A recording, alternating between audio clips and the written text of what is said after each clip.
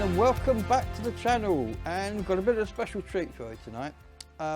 As you know, I'm very fond of watches, and I got this love of watches from our friend Jeff Kellison, who I'm sure you know, and I'm sure you can see him waiting over here. So without any further ado, I'm going to introduce Mr. Jeff Kellison. Hi Jeff, how you doing, buddy? Good, I'm good. Hello, everybody. I hope everybody had a good holiday. Yeah, I'm sure they did. I did. A while ago, Jeff contacted me and he says, I've found a watch, but it's got a bit of a backstory. I says, oh yeah, what you got? And he says, well, I've got this Elgin, and it was World War II. During World War II, Elgin, which is an American watch company, made watches for the English Army, and they are issued.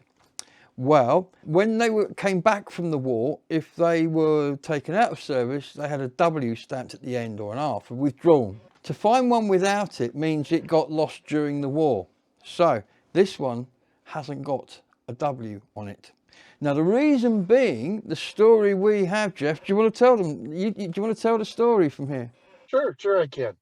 The story that I heard was it was owned by an English soldier who ended up in a prisoner of war camp. And for one reason or another, one of the guards at the camp ended up with his watch. And he wore it his whole life until a short time ago when he died. And his son took it to a pawn shop in Berlin. And a friend of mine contacted me and said, are you aware of this watch? And I ended up getting it and sending it to you. And it's made it home. So it's come home after all those years going missing during the war. However, it wasn't without a hiccup, was it, Jeff? No, it wasn't. There was a heart-rending moment in this story. Basically, well, again, Jeff, I think, Jeff, you should tell this story as well. Well, not being used to your guys' addressing system, I managed to omit one line of your address. So it ended up going to a completely different part of town in Glastonbury. Quarter of a mile, half a mile that way. And it was completely my fault. It was an accident, it happened. Anyway, we went to the address that Jeff had sent it to because we had a thing to come through to say it had been delivered. And I'm thinking, oh no, it hasn't. So I went down there and they hadn't seen it. So I asked the postman a couple of days later, and he kind of didn't remember posting it, but thought he might have left it in an outside deposit box. Anyway, he went back down, had another look, they couldn't find it. And so Jeff and I, we were crestfallen, but we thought, well, what can we do? There's nothing we can do if it's gone astray into the ether, and all we could hope was that somebody was going to get some enjoyment out of this watch. But we were crestfallen because we wanted to tell the story of this watch coming home. Well, it's now Tuesday, Wednesday, something like that, whenever it is. This plopped onto the doormat. This is come from Germany. So I'm feeling it, and I can feel there's a watch. So I'm not expecting any other watches. Jeff is telling me he hasn't sent any other watches.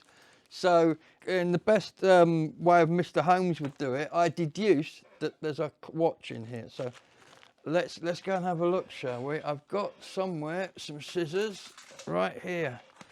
This is exciting. This is, ladies and gentlemen, this is the first moment in, what do we think, between 75 and 80 years since this has been in the country. It went abroad all those years ago, and this is it returning to England for the first time. Let's have a look. So basically, for it, World War II ends today. It is.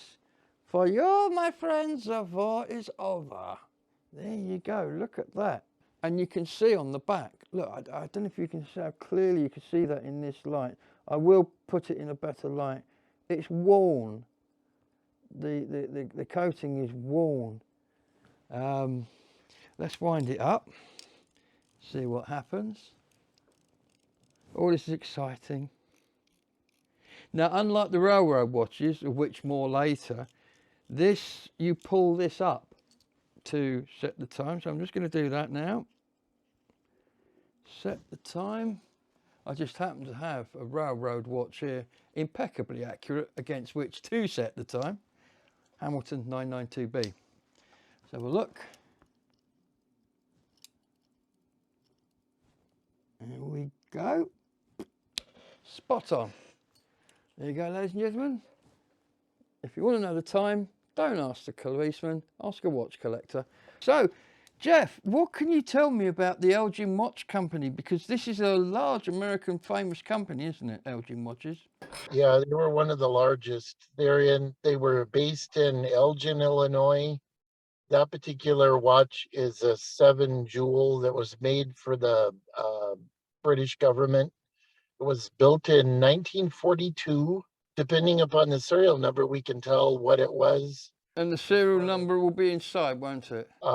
Yeah, but I actually have the serial number handy. Oh, do you? It ends in 557, which means it was the 557th built out of 1,000 watch run. And there you can see on the screen there, look.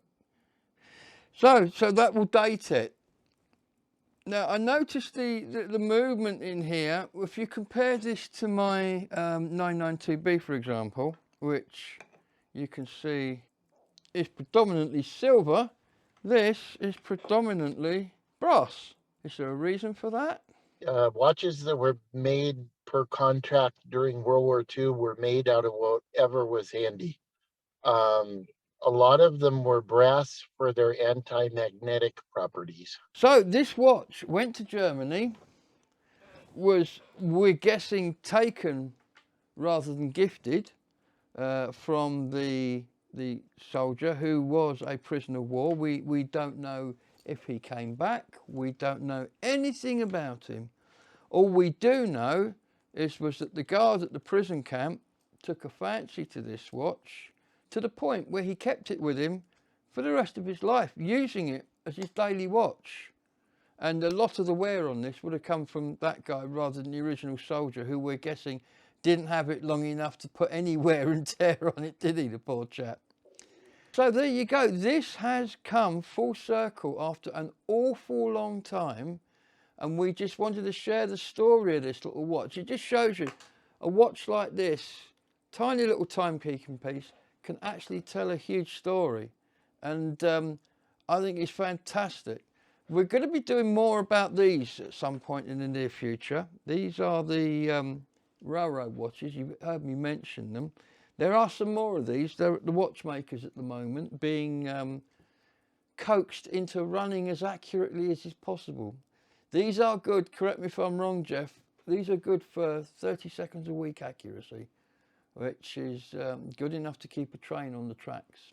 We'll tell the story of these soon because it's fascinating. And these watches were developed to save lives, and save lives they did on a daily basis. So we're going to tell that story in the future. But for now, it's been fantastic. And it's New Year as well, isn't it, Jeff? It is.